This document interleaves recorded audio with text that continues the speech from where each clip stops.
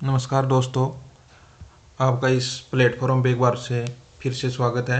आज मैं आपके लिए कक्षा 11th का फिजिक्स का अर्धवार्षिक हाफ ईयरली एग्ज़ाम का पेपर लेके आया हूँ। वो भी 2022-23 पिछले वर्ष का पेपर है। इसके अंदर अपन ये देखेंगे किस प्रकार के क्वेश्चन यहाँ पे आते हैं और कैसा इसका पैटर्न रहता है। ये आपके लिए जो अब हाफ ईयरली होने वाली है उसमें बहुत ही इम्पोर्टेंट रहेगा। तो इस पेपर में अपने पास 50 नंबर का ये आता है और 3.25 घंटे यहाँ पे अपने को इसमें टाइम मिलती है। तो यहाँ पे पहला जो क्वेश्चन है उसके अंदर अपने को जो खंड ए है, सेक्शन ए है, उसके अंदर अपने को ऑब्जेक्टिव टाइप के क्वेश्चन मिलते हैं, 10 क्वेश्चन मिलते हैं। और सारे के सारे जो क्वेश्चन है ये 10 एक एक अंक के होते हैं। और यहाँ पे देखते हैं क्वेश्चनों को। जो पहला अपना जो क्वेश्चन है, सबसे क्षीण मूल बल है। तो यहाँ पे अपने ये पहले चैप्टर से आया है जो कि अब हट गया है, ये पिछली बार का है। तो अपना ये पहला चैप्टर हट गया है। इसमें आंसर जो आएगा वो आएगा गुरुत्वीय बल। अगला जो क्वेश्चन है, यहाँ पे अपने को एक राशि दे रखी है, इसमें पूछ रहा सार्थक अंकों की संख्या क्या है। तो 5500। तो अपने को यहाँ पे पता है कि लास्ट के आने वाले जो भी जीरो होते हैं वो सार्थक अंक नहीं होते हैं, सिग्निफिकेंट फिगर काउंट नहीं होते हैं, नॉन जीरो वाले काउंट करते हैं। तो यहाँ पे कितने होंगे, 2 अंक यहाँ पे आंसर हो जाएगा, यहाँ पे 2 आएगा। अगला क्वेश्चन यहाँ पे अपने को दे रखा है, किसी गतिमान वस्तु का त्वरण ज्ञात किया जा सकता है। यानी कोई अपने को कोई पार्टिकल दे रखा है और उसका अपने को एक्सेलरेशन यहाँ पे पूछा जा रहा है। तो यहाँ पे पहला जो ऑप्शन है उसमें दे रखा है दूरी समय ग्राफ के ढाल द्वारा, यानी डिस्टेंस टाइम जो ग्राफ है उसका जो कर्व होगा, स्लोप होगा, उसके ढाल जो बोल रहा है। तो ये अपने को बताता है यहाँ पे वेलोसिटी, वेग बताएगा। वेग समय ग्राफ का ढाल, वेग समय ग्राफ का ढाल अपने को त्वरण यानी एक्सेलरेशन बताता है। तो सही आंसर जो होगा वह आएगा इसमें। तीसरा ऑप्शन इसमें दे रखा है त्वरण समय के ग्राफ के क्षेत्रफल द्वारा, यानी त्वरण समय का जो ग्राफ है वो अपने को बताएगा, वेग बताएगा, ये भी वेग होगा। और दूरी समय का जो ग्राफ है ये होगा दूरी मल्टीप्लाई टाइम यानी समय। तो कौन सा आंसर सही होगा, यहाँ पे वह आंसर सही होगा। अगला अपने पास है फोर्थ क्वेश्चन, देखते हैं। एक हाथ घड़ी की मिनट वाली सुई का कोणीय वेग रेडियन पर सेकंड में पूछ रहा है। तो अपने को पता है जो हाथ की जो घड़ी होती है वो मिनट वाली सुई है वो 60 मिनट में यानी 1 घंटे में लगाती है एक चक्कर, यानी 2 पाई रेडियन कोण बनाती है, 360 डिग्री का कोण बनाती है। अब अपने को अगर उसका कोणीय वेग यहाँ पे निकालना है तो कैसे निकालेंगे, कोण अपॉन में टाइम, 2 पाई 60 और ये आ जाएगा 60 सेकंड में। यहाँ से अगर सोल्व करेंगे इसको तो ये आ जाएगा 30 और मल्टीप्लाई करेंगे तो पाई अपॉन में 1800। पहला ऑप्शन इसका सही होगा। 1 किलोग्राम भार बराबर होता है 1 किलोग्राम भार पूछ रहा है। तो भार क्या होगा बता देंगे, यहाँ पे भार होगा इसका 1 mg। m की वैल्यू 1 दे रखी है तो 9.8 न्यूटन इसका आंसर होगा। दूसरा आंसर वह इसमें आएगा। 6th क्वेश्चन देखते हैं। m द्रव्यमान के एक कण का संवेग p है, इसकी गतिज ऊर्जा होती है p²/2m। पहला ऑप्शन सही होगा। घूर्णन गति में किया गया कार्य होता है, घूर्णन गति है इसमें जो होता है कार्य वो होता है torque multiply angle del theta, ये वाला होगा। ये यहाँ पे बल आघूर्ण आ जाता है और ये इसका कोणीय विस्थापन torque into displacement, angular displacement यहाँ पे आ जाएगा, ए ऑप्शन। केपलर का जो थर्ड रूल है वो है T²∝r³। तो यहाँ पे आ जाएगा फोर्थ ऑप्शन, r³ के अनुक्रमानुपाती होता है। किसी ग्रह का परिक्रमण काल t का स्क्वायर पूछ रहा है, किसके समानुपाती होता है, r³ के। 9th क्वेश्चन यहाँ पे है, सबसे अधिक प्रत्यास्थ पदार्थ होता है। यहाँ पे जो सबसे अधिक प्रत्यास्थ जो इलास्टिक होता है वो स्टील होता है। रबर भी इलास्टिक होता है लेकिन सबसे ज़्यादा क्या होता है, स्टील होता है। अगला क्वेश्चन है, बर्नौली की प्रमेय किस पे आधारित है। यह है ऊर्जा संरक्षण सिद्धांत पे आधारित है।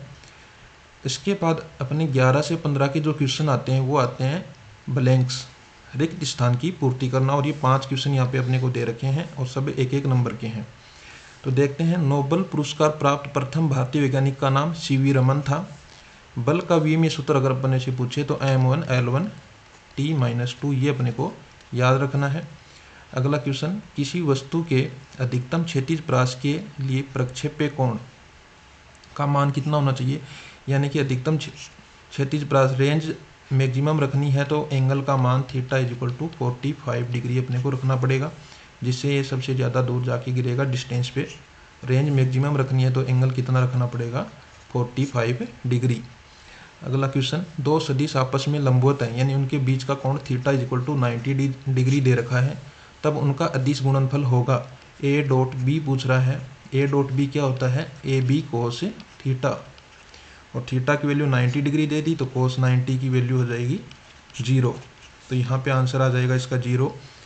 रेनॉल्ड्स संख्या का मान अगर 1500 है तो द्रव प्रवाह धारा रेखीय होगा। अगला क्वेश्चन देखते हैं, 16 से 20 तक अपने अति लघुतरात्मक वेरी शॉर्ट आंसर के आते हैं। एक नंबर के 5 क्वेश्चन हैं।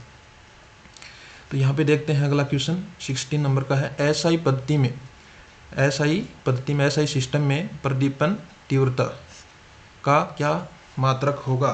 तो यहाँ पे जो लाइट का होता है इंटेंसिटी, लाइट इंटेंसिटी का वो होता है केंडला, इसको लिखते हैं CD के द्वारा, केंडला होता है।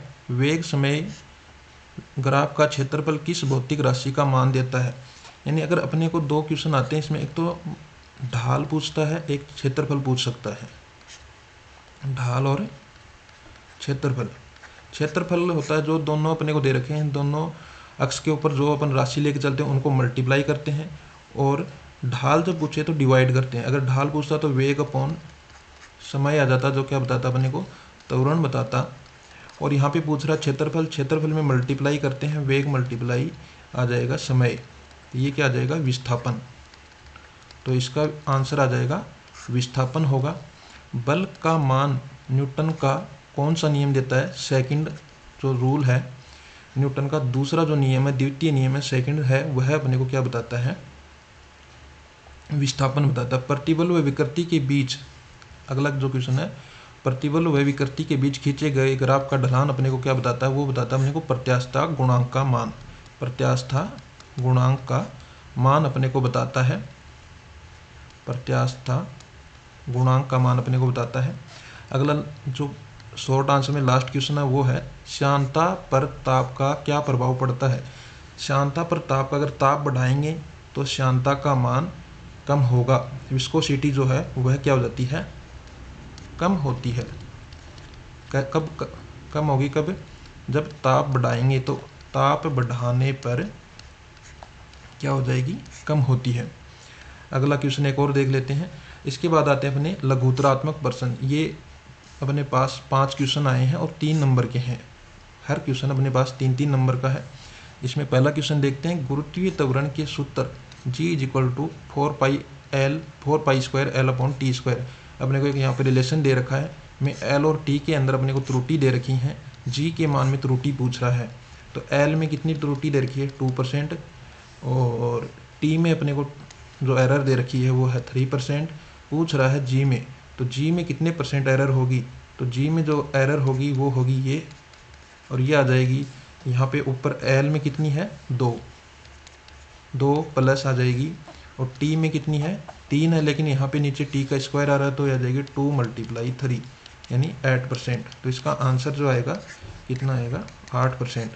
यहाँ पे गति के 3 समीकरणों का कलन विधि से व्युत्पन्न कीजिए। यहाँ पे अपने पास 3 जो इक्वेशन है, v = u + at, सेकंड जो इक्वेशन है h = ut + ½ at², और थर्ड जो इक्वेशन है v² = u² + 2as। ये इक्वेशन अपने को फाइंड आउट करनी है, ड्राइव करनी है।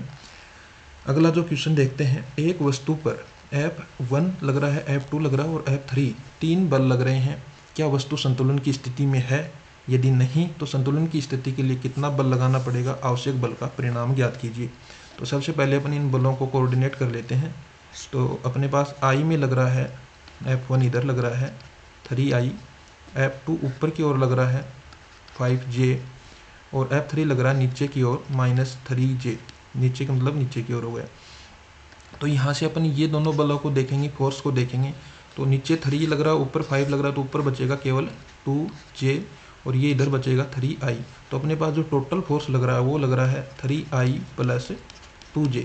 तो ये जो अपनी वस्तु थी ये बैलेंस्ड नहीं है, संतुलन की स्थिति में नहीं है। यदि नहीं है तो संतुलन की स्थिति के लिए कितना बल लगाना पड़ेगा, वो लगाना पड़ेगा। ये अगर इधर लग रहा है तो इसके ऑपोजिट डायरेक्शन में वो होगा -3I - 2J। इतना बल अपने को लगाना पड़ेगा। और उसका परिणाम पूछ रहा है तो परिणाम कितना होगा, परिणाम निकाल देते हैं। 3 का स्क्वायर 9 प्लस 2 का 4 अंडर कर देते हैं, √13। इतना न्यूटन अपने को बल लगाना पड़ेगा, तब जाके अपनी जो वस्तु है वो संतुलन की स्थिति में आएगी। अगला जो क्वेश्चन है, एक V में प्रत्यास्थ टक्कर के लिए प्रदर्शित कीजिए कि टक्कर से पूर्व पास आने की सापेक्ष गति और टक्कर के पश्चात दूर हटने की सापेक्ष गति बराबर होती है। ये अपने को इसमें प्रूव करना है कि जितनी स्पीड से पास आ रही है उतनी ही स्पीड से जो टक्कर के पश्चात वस्तु दूर जाती हैं। अगला लास्ट इसके अंदर क्वेश्चन है, प्रत्यास्थता संबंधी हुक का नियम लिखिए।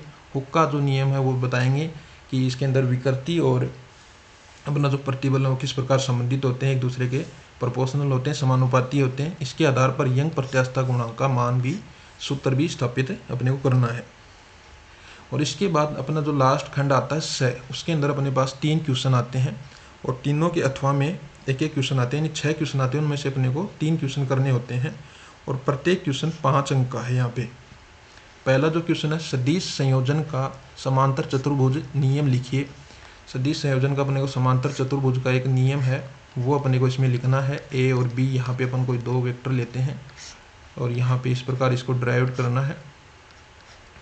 इम्पोर्टेंट क्वेश्चन है, इस बार भी ये जरूर यहाँ पे आपको हाफ ईयरली में देखने के लिए मिलेगा। परिणामी सदिश R इक्वल टू अपने पास आता है A² + B² + 2AB cos theta. ये अपने को फाइंड आउट करना है और इसके लिए दिशा के लिए इसके मानते अपन अल्फा भी अपने को निकालना है। तो यहाँ पे अपने को ये इसमें फाइंड आउट करना है। प्रक्षेपीय गति किसे कहते हैं, प्रक्षेपीय गति बतानी है किसे कहते हैं, किसी पिंड को थीटा क्षैतिज से थीटा एंगल पर प्रक्षेपित करे। प्रक्षेपी का उड्डयन काल T निकालना है और रेंज R निकालनी है। इसके लिए अपने को फॉर्मूला निकालना है। इंपॉर्टेंट है ये दोनों ही क्वेश्चन, यहाँ पे बहुत इंपॉर्टेंट है। जड़त्व आघूर्ण क्या है, इसके भौतिक महत्व को समझाइए। जड़त्व आघूर्ण क्या है ये अपने को बताना है, इसके भौतिक महत्व को बताना है। जड़त्व आघूर्ण की लंबवत और समांतर 2 प्रमेय हैं, ये भी इंपॉर्टेंट क्वेश्चन है। नत तल पर लौटनी गति कर रही वस्तु के लिए वेग, त्वरण और समय का अपने को व्यंजक उत्पन्न करना। और लास्ट जो क्वेश्चन आता है ये आ रहा है, गुरुत्वीय त्वरण को परिभाषित कीजिए। गुरुत्वीय त्वरण क्या होता है, यानी पृथ्वी ग्रेविटी के कारण जो फोर्स लगता है उसके कारण जो एक्सेलरेशन होता है उसको क्या बोलते हैं, गुरुत्वीय त्वरण बोलते हैं। G से इसको लिखते हैं, 9.8 आता है ना मीटर/सेकंड²। इसकी जो वैल्यू होती है Gm/r²। ये निकालना अपने को। पृथ्वी तल से ऊंचाई और गहराई के साथ इसका मान किस प्रकार परिवर्तित होता है, सूत्र प्राप्त कर ग्राफ से प्रदर्शित कीजिए। यानी अगर अपन सरफेस से दूर जाते हैं तो ये किस प्रकार चेंज होता है, GH किस प्रकार आता है, G1 - 2H/r ऐसा कुछ आता है। ये कहाँ से आता है, कैसे आता है, ये अपने को फाइंड आउट करना है। और डेप्थ के अंदर अगर आ रहे हैं D डेप्थ में, वो अपने को इसके लिए गहराई के लिए अपने को इसका चेंज इसमें निकालना है। और लास्ट इसके अथवा में जो क्वेश्चन है वो है, उपग्रह के पलायन वेग व कक्षीय वेग को परिभाषित कीजिए। पलायन वेग, एस्केप वेलोसिटी और ऑर्बिटल वेलोसिटी को परिभाषित करना है और इनके अंदर क्या संबंध है ये अपने को यहाँ पे बताना है। तो इस प्रकार अपन ने देखा कि किस प्रकार का अपना पेपर पैटर्न आता है। तो मुझे उम्मीद है कि आपको ये पसंद आया होगा और आपके लिए बहुत ही उपयोगी सिद्ध होगा। तो ज़्यादा से ज़्यादा चैनल को शेयर कीजिए और सब्सक्राइब कीजिए, दोस्तों के साथ शेयर कीजिए। आगे की पेपर मैं जल्द ही इसके ऊपर डालूँगा। Thank you for watching my video. Thank you.